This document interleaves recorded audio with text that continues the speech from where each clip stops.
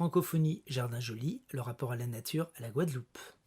Ce qu'on voit beaucoup en Guadeloupe, quand on arrive et que c'est la bonne saison, c'est les flamboyants sur les bords de route. Il y en a partout, qui sont rouges, jaunes ou oranges. Vous avez de la couleur dans les yeux.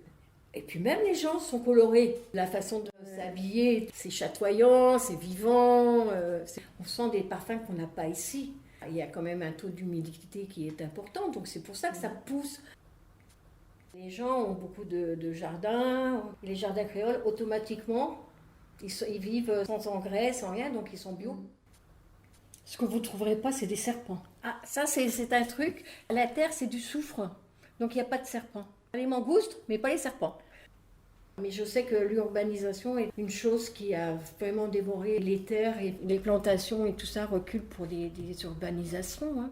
Et il y a des endroits, oui, où les gens commencent à protester en disant que on ne peut pas se permettre non plus de retirer toutes les productions ou de canne à sucre ou de bananes ou de machin pour construire.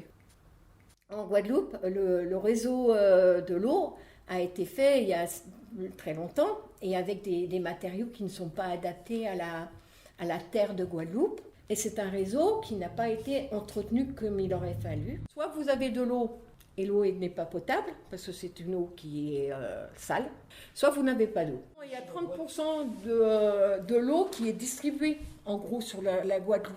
Et le reste part dans la nature. Les gens achètent beaucoup de bouteilles en plastique. Il y a des gens qui n'ont pas d'eau pendant X temps.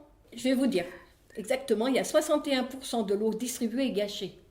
Donc ceux qui ont quelquefois de l'eau, elle est impropre. Et ceux qui n'en ont pas, Le cancer le plus développé en Guadeloupe, c'est le cancer de la prostate chez les hommes.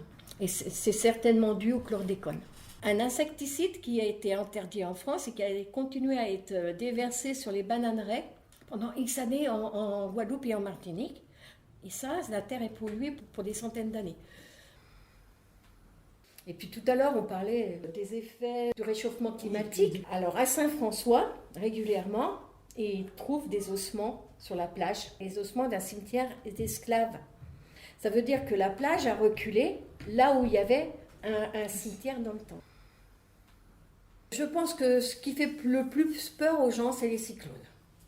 Et c'est ancré dans les mémoires, puisqu'il y a eu plusieurs cyclones qui ont été assez meurtriers. Il y a juste à écouter les informations et puis à rester calfeutré chez soi. Ils mettent du bois devant les fenêtres, ça n'empêche pas que les toits soient arrachés ou des machins. Moi, je n'ai pas vécu de cyclones, des tempêtes tropicales, oui. Il y a beaucoup d'eau, il y a des éclairs, puis c'est surtout des pluies assez importantes, assez diluviennes. Que les cyclones, je n'ose même pas imaginer ce que ça doit donner.